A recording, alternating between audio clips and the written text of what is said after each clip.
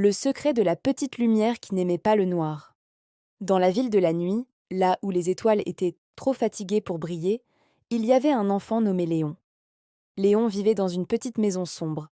Il avait une peur bleue du noir, un noir si épais qu'il semblait vouloir coller au mur. Il passait ses nuits caché sous sa couette. Sa seule amie était une petite ampoule grillée, sans filament, qu'il avait trouvée dans une boîte de recyclage. Il l'appelait Luma. Luma était triste. Elle était faite pour donner de la lumière, mais elle était brisée. Elle ne pouvait plus briller. Un soir, Léon, tremblant sous sa couette, a chuchoté à Luma. Luma, j'ai peur du noir. Peux-tu allumer une petite lumière? Luma a répondu tristement, avec un petit bzz silencieux. Je suis désolé, Léon, je suis cassé. Je suis inutile. Léon a regardé Luma. Il a pris une grande inspiration. Tu n'es pas inutile, Luma. Tu es vide, et c'est justement ce qui est parfait. Léon a eu une idée folle. Il allait la remplir de quelque chose qui n'avait jamais été fait pour briller. Le lendemain, Léon a commencé sa quête dans la ville de la nuit. Il a cherché toutes les petites choses oubliées qui n'avaient pas de but. Le bout de ficelle inutile. Il a trouvé un vieux bout de ficelle sans nœud, ni tache, trop court pour attacher quoi que ce soit. Les paillettes démêlées. Il a trouvé une poignée de paillettes sales qui n'avaient plus de colle pour briller. Le bouchon de liège oublié. Il a trouvé un bouchon de liège, trop petit pour boucher une bouteille, mais très doux. Léon est rentré chez lui et a commencé son invention. Il a soigneusement mis le bout de ficelle à l'intérieur de Luma. Le bout de ficelle s'est tiré, se tordant comme un serpent endormi. Puis, il a versé les paillettes démêlées. Les paillettes ont glissé et se sont accrochées au bout de ficelle. Enfin, il a utilisé une petite épingle pour fixer le bouchon de liège à la base de Luma. Léon a regardé Luma. Elle était jolie, mais elle ne brillait pas. « Qu'est-ce qui manque, Luma ?» a demandé Léon.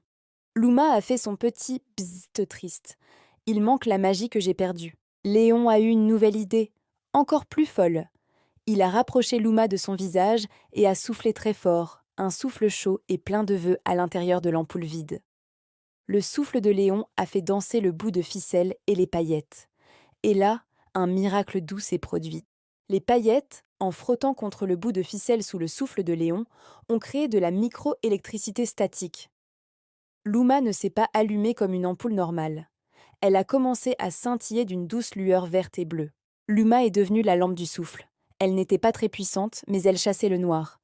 Et elle avait besoin du souffle et des vœux de Léon pour continuer à briller. La nuit, Léon ne se cachait plus. Il tenait Luma et soufflait doucement. Luma, lui, a révélé un secret. « Je ne suis plus une ampoule, Léon. Je suis une boîte à rêves.